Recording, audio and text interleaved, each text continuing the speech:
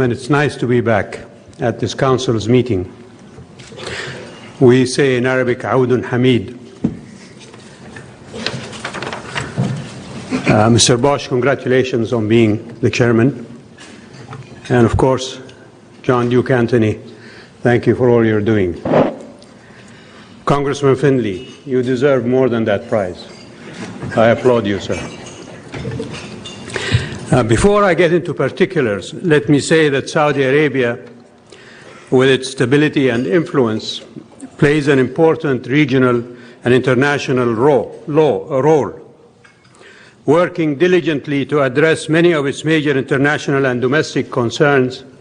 The Kingdom is a confident participant in world affairs and keeps an ever-vigilant eye towards its own internal safeguarding. Why is the Kingdom confident? For a number of reasons.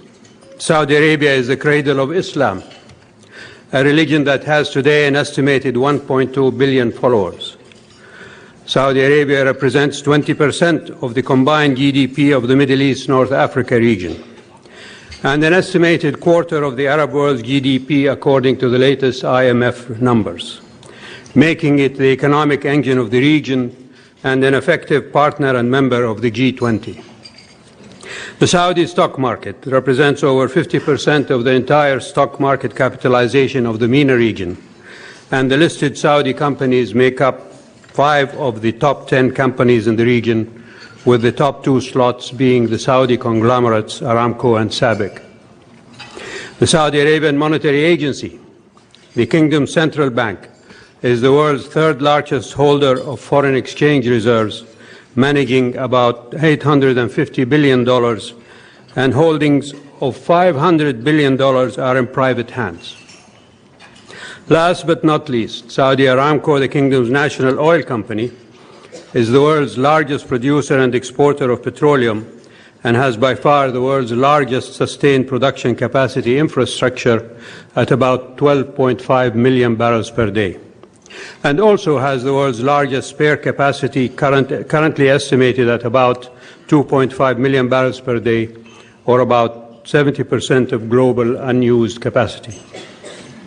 Along with these impressive numbers, our nation is a peninsula, not an island. A look at our neighbors reveals significant challenges that fall under the rubric of what is my overriding theme today: change and no change. Now to Bahrain. This nation is geographically and historically the closest to Saudi Arabia. Right after the 1979 revolution in Iran, Khomeini began trying to export his revolution to all Muslim countries. This resulted in eruptions of violence not only in Muslim countries, but also among Shia communities in other countries.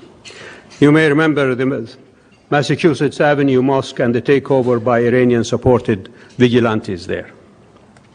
Those who claim that the recent disturbances were not instigated by Iran forget that Khomeini's creation, the Hezbollah in Bahrain, still exists, and that Iranian propaganda broadcasts beamed at Bahrain have never ceased. Iranian officials frequently issued statements that Bahrain is a province of Iran. When King Hamad delegated his crown prince to negotiate with the protesters on their demands, Saudi Arabia publicly endorsed the negotiations and still does. The Gulf Cooperation Council has extended a 10-year economic package of $10 billion, mostly from the Kingdom, to Bahrain. The deployment of Saudi-supported GCC troops at the request of a member country of the GCC to protect its strategic infrastructure, like the oil refinery, the airport, the seaport, and economic installations, is a duty that the Kingdom will always fulfill. No GCC personnel have been engaged in any action against protesters. King Hamad has continued to call for negotiations, and the Kingdom continues to support that call. But let's be clear, the Kingdom of Saudi Arabia